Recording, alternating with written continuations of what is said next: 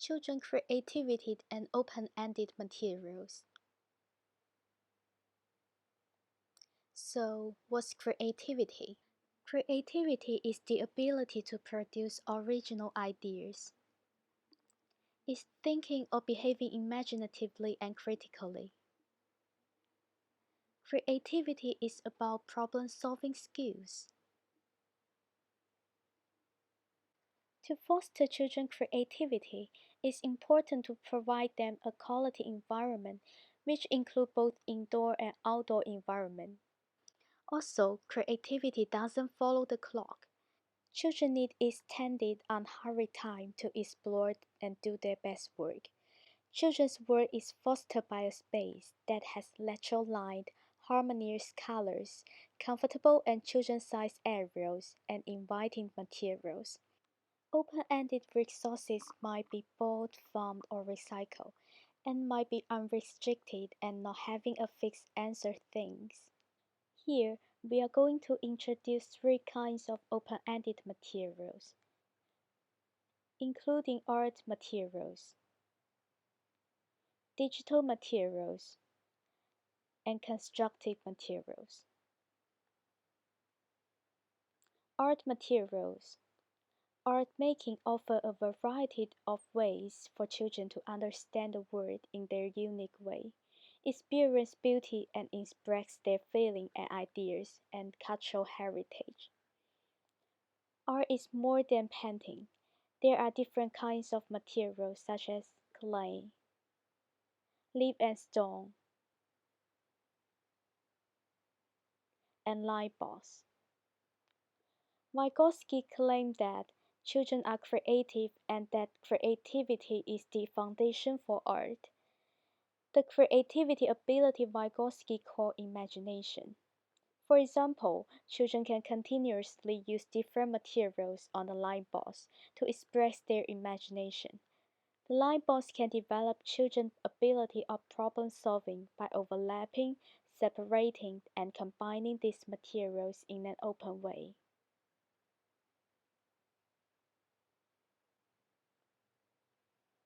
Practitioners' roles in art.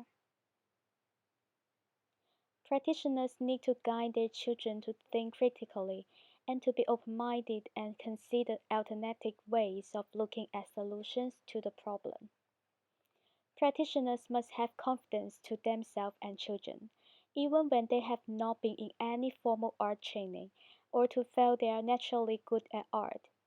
Through workshops, adult education classes, or teamwork with an art teacher, practitioners can gain the confidence and experience the pleasures of art.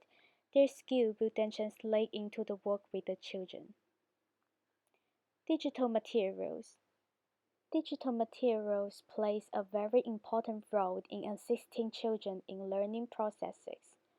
Vygotsky claimed that creativity is the foundation for science and technology. Digital games allow children to develop many crucial skills such as decision making, the ability of analyze, design, implementation, and reflection when they are completely immersed in a task. But what's the best way to introduce coding for kids? How do we equip our children with the necessary skills to thrive in the web world? To engage children's creativity and imagination, and make them observe and enter a flow state. That is what these amazing digital toys and challenge games do. For example, the Cute Code Applier can be programmed to turn, light up, and make sums. Children are encouraged to rearrange the colorful segments to design their own path to a destination, which allow children to make choices and improve their understanding of the sequence critical thinking, reasoning, and problem solving. Activities require children to think through problems and reflect on the process that hopefully lead the children to the correct solution to the problem. Practitioners' role in digital play. In the digital age, children can be recognized as creative and potent. Practitioners should appropriately empower children with the reach and accessibility of digital media. In technology classes, by using non-traditional styles of teaching and different strategies, practitioners can foster children learning such as critical thinking and creative thinking.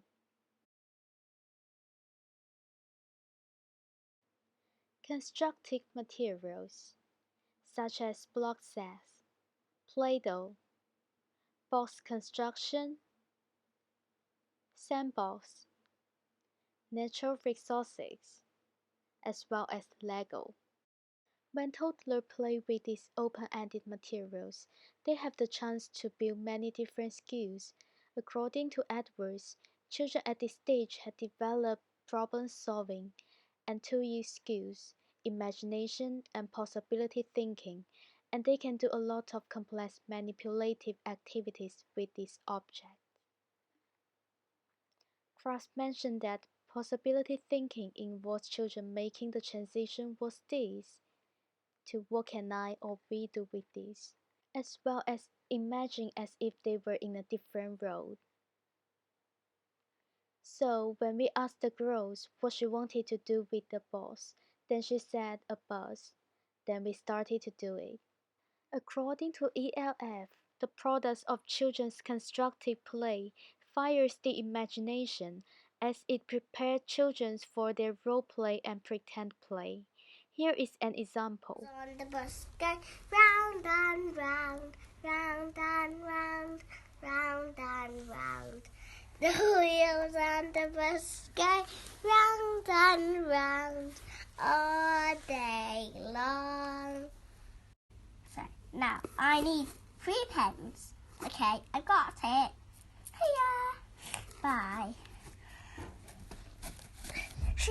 He hasn't got it. Let me put him in his seat. Georgie Pig.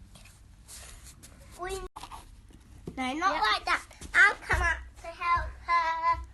Not like that. Oh.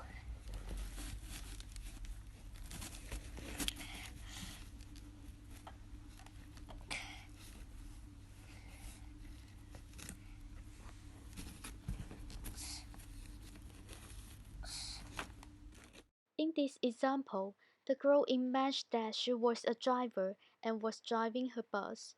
Through this imaginative play, she also practiced her life skills such as charging money and tying the seatbelt, which helped her get a better understanding of the real world. To cultivate children's creativity, it's important for practitioners to provide children with the opportunity to extend their imagination and assume these make-believe roles in an encouraging learning environment. We spent almost 2 hours to make, to decorate, and to play with the bus. Graves stated that in order to be in flow and to be deeply involved, a person needs to control and direct one's action, to separate oneself from other concerns of the surroundings. Thus, it's also important for practitioners to follow children's guide, to allow children make their own choice, and to help them when they are struggling, so that they don't give up and can continue their creative activities, so that we are possible to see a children's creative idea become a reality.